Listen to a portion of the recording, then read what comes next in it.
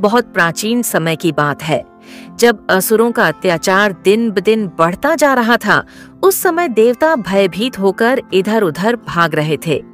असुर राज तारकासुर का आतंक इतना बढ़ गया कि कोई भी देवता, अरष्य या साधारण मनुष्य सुरक्षित नहीं था। तारकासुर ने तपस्या करके ब्रह्मा जी से वरदान पाया था, हे ब्रह्मदेव, मेरी मृत्यु केवल महादेव के पुत्र के हाथों ही हो। ब्रह्मा जी ने यह वरदान दे तो दिया, पर मन ही मन चिंतित हो उठे, क्योंकि उस समय भगवान शिव गहन समाधि में लीन थे और संसार से विरक्त थे। विवाह और संतान की कोई संभावना न थी। इधर तारकासुर ने इस वरदान का घमंड करके तीनों लोकों में आतंक मचा दिया। उसने देवताओं को स्वर्ग से निकाल दिया, ऋषियों के यज्ञ हवन नष्ट कर दिए, पृथ्वी पर धर्म की जड़ें हिलने लगीं। सभी देवता दुखी होकर ब्रह्मा, विष्णु और महेश की शरण में पहुंचे। ब्रह्मा जी ने गंभीर स्वर में कहा, हे देवताओं, इस संकट का समाधान केवल तभी होगा जब शिवजी विवाह करके पुत्र उत्पन्न करेंगे। वह पुत्र ही तारकासुर का वध करेगा। यह सुनकर देवता माँ पार्वती की ओर देखने लगे। माँ पार्वती, जो स्वयं आदिशक्ति हैं, जानती थीं कि यही उनका ध्येय है। उन्होंने हिमालय की गुफाओं में जाकर वर्षों तक कठोर तपस्या की। उनका शरीर कृश हो गया, परंतु मन अडिग रहा। उनकी तपस्या से त्रिलोक कांप उठा। आखिरकार महादेव उनकी भक्ति से प्रसन्न हुए और उन्होंने मां पार्वती को अपनी अर्धांगिनी के रूप में स्वीकार कर लिया। उनका विवाह बड़े हर्षोल्लास के साथ हुआ। देवता, ऋषि, गंधर्व, अप्सराएं सब उस विवाह में सम्मिलित हुए। चारों ओर मंगल ध्वनि गूंज उठी। समय बीता और कैलाश पर्वत पर मां पार्वती की गोद में एक बालक ने जन्म लिया। वह थे स्कंद, जिन्हें कार्तिकेय, कुमार और मुरुगन भी कहा जाता है। जन्म के समय ही उनके शरीर से दिव्य आभा निकल रही थी। देवताओं ने देखा तो उनकी आंखों में आशा की किरण जगमगाने लगी। मां पार्वती ने अपने बालक को बड़े स्नेह से गोद में लिया। उनकी गोद में चमकता हुआ शिशु सभी के लिए आशा का प्रतीक बन गया। यही स्वरूप है माँ का।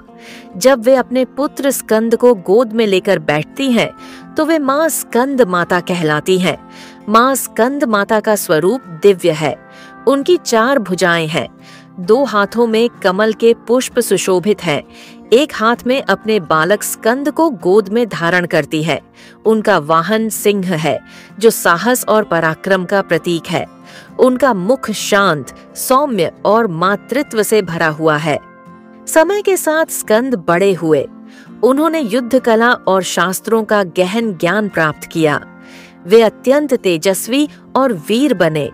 देवताओं ने उन्हें सेनापति घोषित किया। इधर तारकासुर का आतंक बढ़ता ही गया। उसने स्वर्ग पर अधिकार कर लिया और इंद्र को अपमानित किया। तब देवताओं ने स्कंद से प्रार्थना की, हे देव सेनापति, अब केवल आप ही हमें इस दैत्य से मुक्त करा सकते हैं। युद्ध का दिन आया। आकाश में बादल गरजने लगे।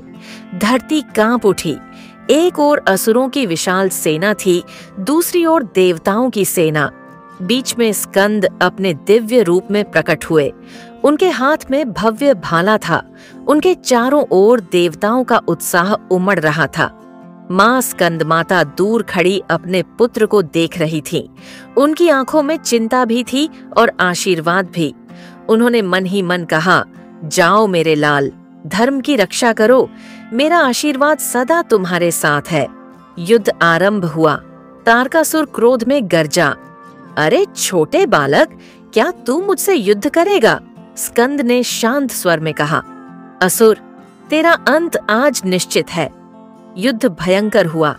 देव और असुर चारों ओर से भिड़ गए। तलवारों की टंकार, गदाओं की चोट, तीरों की वर्षा, चारों ओर कोलाहल मच गया। परंतु स्कंद का पराक्रम अद्भुत था। उन्होंने अपने भाले से असुरों की सेनाएं चीर डाली। उनकी गर्जना से शत्रु भयभीत हो गए। आखिरकार स्कंद और तारकासुर आमने सामने आए। तारकासुर ने अपने पूरे बल से आक्रमण किया, परंतु स्कंद के सामने उसका कोई प्रभाव नहीं हुआ। अंततः स्कंद ने अपने दिव्य भाले से वार किया और तारकासुर का वध कर दिया। देवताओं ने जय घोष किया, जय देव सेनापति स्कंद, जय मां स्कंद माता। स्वर्ग पुनः देवताओं को प्राप्त हुआ, धर्म की पुनः स्थापना हुई।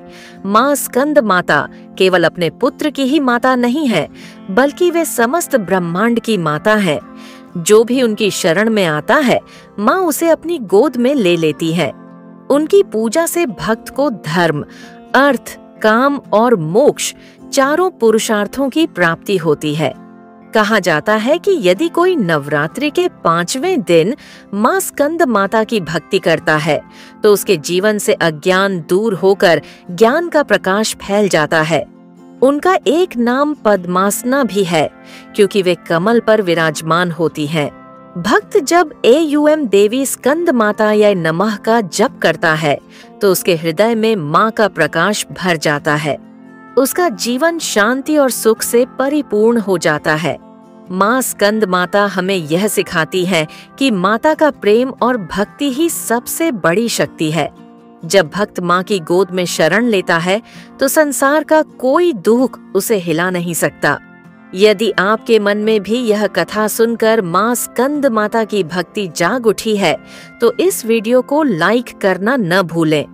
मां दुर्गा की और पावन कथाएं सुनने के लिए हमारे चैनल को सब्सक्राइब जरूर करें और कमेंट में लिखें, जय मां स्कंद माता।